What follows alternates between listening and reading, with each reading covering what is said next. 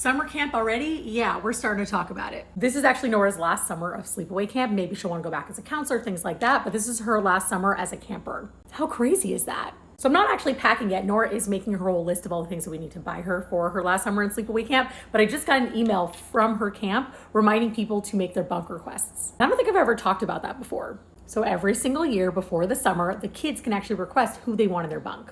Now, they're not always going to get everybody who's on their list, but this is a way of helping the camp to figure out, who can be with who, who's friends with who. And yes, sometimes you can even write on the bunk request if there's somebody you don't want in your bunk.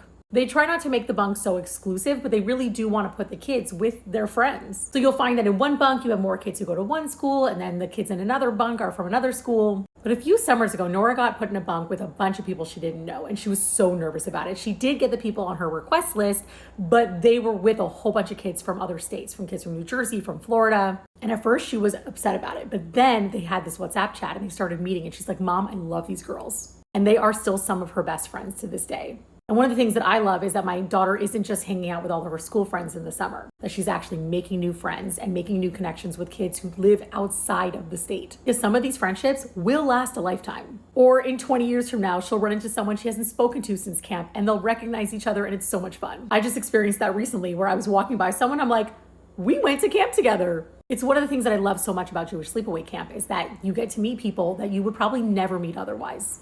You're not going to like everybody you meet. That's just life, but at least they're getting to experience it and they're getting to meet so many new people.